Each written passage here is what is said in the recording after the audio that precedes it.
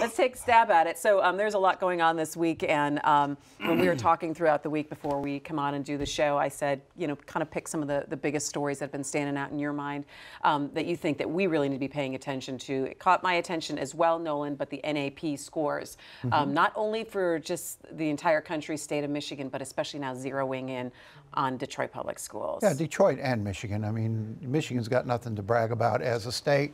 We're well behind the statewide average, despite talking about improving our education and putting in place any number of reforms and ideas over the last 2 decades for improving education. We keep getting worse. And in Detroit in particular, the kids are performing, public and charter, total kids are performing in like single digits in proficiency in reading and science. Worst in the country. And math. Worst in the country for an urban school district. And, you know, we're not getting any better. We do these things every couple of years. We sit down with these NAEP tests and say, we're not getting any better. And, you know, there's a lot of ideas floating around out there, a lot of horrifying statistics. There's just not a lot of action, not a lot of concerted action. I hope when we go up to Mackinac in May that changes and all of these folks who've been studying the issues come out with an action plan that everybody running for office endorses. Otherwise, it's never going to get any better. These kids we're sending to school at great expense to taxpayers would be better off sitting at home watching on their couch watching Oprah. They would learn more than they're learning in these classrooms. Well, they'd have to watch reruns, right? Because Oprah's not even on the air anymore. Okay. Mr. Rogers. there you That's go. really not on me. Yeah, but I think it's really interesting, though, when you look at what Nikolai Vitti in Detroit Public Schools, though, is trying to do, and they just pushed through what their budget is going to be in terms of having counselors in every school, looking at having art and music programs in every school. And I think you also have to say, all right, he's got to give him a little bit of time to figure out. Well, that's the thing that we're not great at, right? We see scores or something happens and we react or overreact and say, oh my gosh, we've got to tear everything up, throw it out, and start over. I think, and that has been part of the problem in Michigan statewide for some time, is that we've had several different approaches that we've adopted, decided it didn't work, and then go back to the drawing board. I think in Detroit, we do have in Vitti, and I think he's proven this since he's been here, a competent leader who's focused on the classroom, who's focused on academics and making those things work better.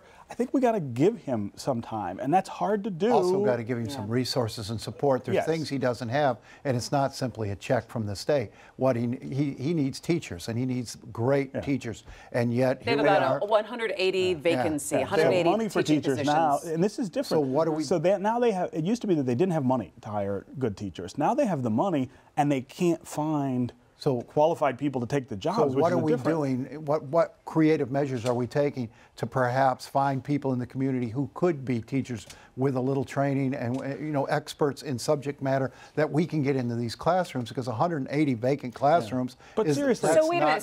So wait. Are you talking about maybe looking at other different nonprofit groups and seeing if they can fill the hole there with? Not necessarily nonprofits, but what are we doing to, one, recruit, retain great teachers, reward great teachers, but also to see if there aren't people who may not have gone through the teaching school, but have expertise in subject matter and can relate to children. What are we doing to identify them and get them ready and perhaps put them in classrooms and see if we can't change this dynamic? We can't hold on to all these hidebound views on who can teach and who can't teach. I mean, I don't agree with the denigration of the profession of teaching, which is not just a skill. It's not something you just learn and pick up. I mean, it's something that's developed over a lot of time. There's a lot of pedagogy that goes into that. It can be learned. I think it can be learned. You want to make sure that people who have expertise in science or English and maybe don't have a teaching certification can get that. The other issue, though, is the attractability of that job. I mean, think about that. Would you go and take a job teaching middle school science in a Detroit public school? It is not just this. It's not the same as doing it in the suburbs. There are a lot of challenges that aren't met. There are a lot of challenges that get put on your plate that you aren't equipped to deal with. I mean, there's a lot that has to change about what we do in the system. If our business community wanted to get involved and get engaged, they might want to fund a pool to Maybe. to reward, attract the best teachers, not across the board, treating everybody like they worked in a factory, putting nuts on bolts, but to truly identify the great teachers and reward them. But the unions have to be open to selective rewards of great teachers. All right, hey, let's move on to a couple of other things that have been in the news. And one thing that I wanted to bring up this week, and we saw that there are busloads of people that headed to the Capitol this week on Wednesday from Flint, angry that the state has decided to cut off free bottled water. Now, the state says for the past 2 years, the water in Flint has been testing below the federal threshold for lead. But that does not really go very far in, I think, a community that does not trust still, even years after the fact, does not trust what the state is telling them. Why wouldn't it have been better just to continue it? What harm would it have done on a PR level for the state to say, you know what, we understand that you still are skittish about what we're telling you, but all we can do is to continue to try to give you the resource, whether it's the filter or free bottled water, as we continue to try to replace pipes and make this right. That's not just a PR move. I mean, if you talk to people in Flint who live there and try to use the water that the state now says is below the federal limits for lead, I mean, they're still talking about things like brown water coming out of faucets. They're still talking about being sick from bathing in the water. Now, what's the cause of that? I mean, I think they're still trying to figure all of that out. But for the state to sort of claim that, oh, well, we fixed this problem, even as people continue to report that things aren't all good in their houses, is part of the problem that started off in the first place, was that there was no credibility put into the voices of the people of Flint about what the water quality was. That's what led to this long-term poisoning that took place. It's really infuriating even that the state would now say no more bottled water. You're good. It's a repeating of the error rather than an insistence that everything get fixed. And I don't think people will ever feel that they're good until every pipe has been, or the pipe that is going into their house has been replaced, Nolan. And a lot of those have been. I think 6,000 have. They still have about 12,000 pipes. I think you can still continue bottled water on a selective basis where it's needed, but there are a lot of communities in this state where lead levels are now higher than they are in Flint, and those families aren't getting bottled water. I think it's time now to start being very selective with this. If you need bottled water because your water is brown, if there are reports, by all means, the state should be providing that. But blanket bottled water across the city, I don't think it's any longer necessary.